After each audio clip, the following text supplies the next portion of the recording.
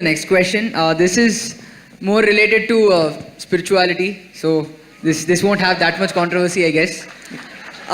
This is even more controversial. Okay, I'll try to bring in the controversy here. It is a common notion among people that spirituality is a rich person's area. So even if you look at the people who have gathered around here, we are all pretty much well off. And once we have earned for ourselves, we then find time to do yoga or meditation or look into our inner being.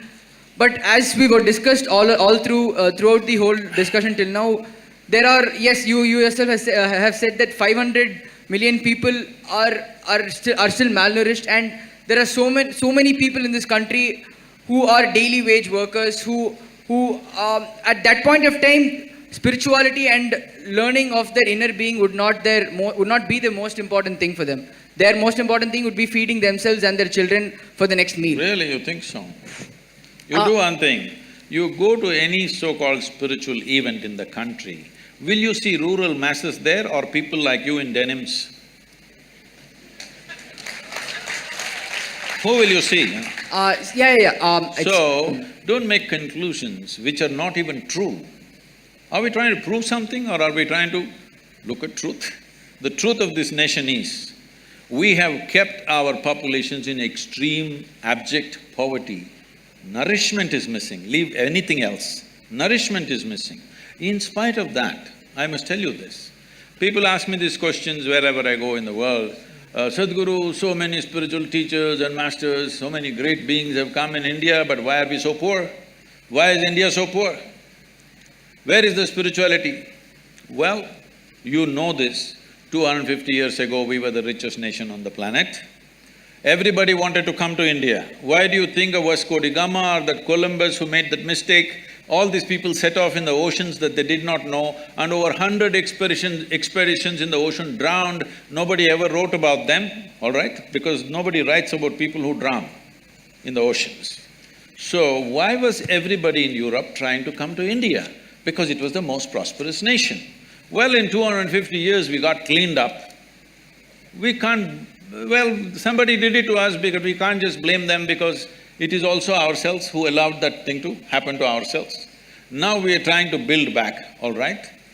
But even though you kept them in such abject poverty, wherever these people went, they made sure not a bit of the local culture remained. Just look at North America, South America, Australia and large parts of Africa, anywhere.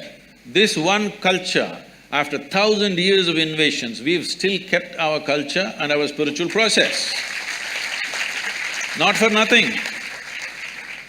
Where we are, you know where our yoga center is, there is a police station about 12 kilometers away. This police station is supposed to service nearly 250,000 people in different levels of economic situations, all right? Some are rich farmers, some are medium, some are really poor, the tribal communities, everything. There are only two… now, in the last 30 years I've been there, at a time there was only 7-8 policemen with a ASI. Today, there are about 14 to 15 policemen with a SI. This is an upgrade that happened 3 years ago. Otherwise, even now, with these 14 policemen, 2 or 3 will be on leave because of something or the other, and 3-4 are on night duty. Hardly 7-8 policemen for 250,000 people. And these are poor people living in small huts.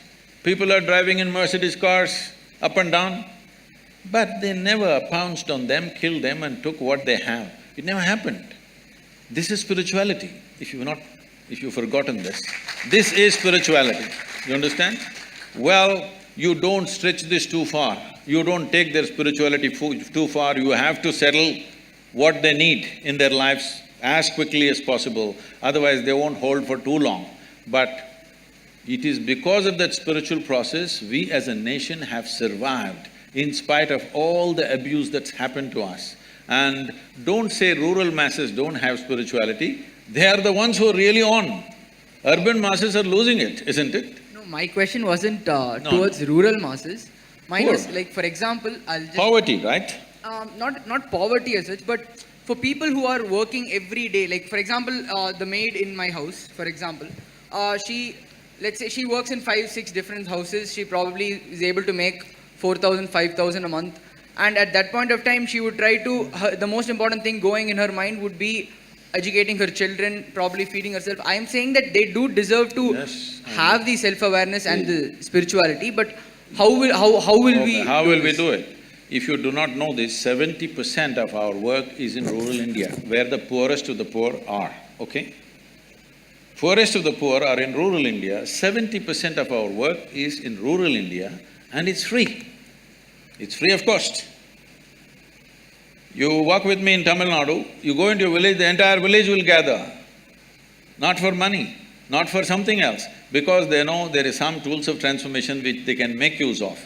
So in the city, there is money involved simply because you want it in an air-conditioned room. Air conditioning is on right now. Whether I pay or you pay or somebody else pays, somebody is paying for it, isn't it?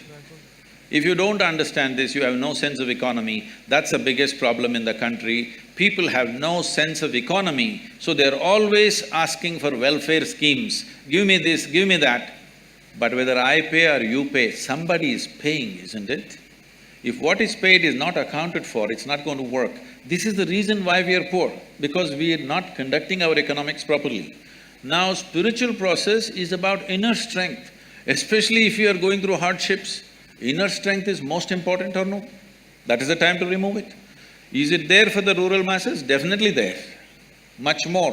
70% of our time we are investing. But when I come to the city, when I come to Delhi, activists come and invite me. Why are you only meeting the rich and powerful? Why are you not coming to the slum? I said, the whole goddamn country is a slum and I'm traveling all over. When I come to Delhi, I want to meet only the rich and powerful. Let it be very clear to you, I'm not going to come to the slum in Delhi because the entire country is a slum if you have not seen.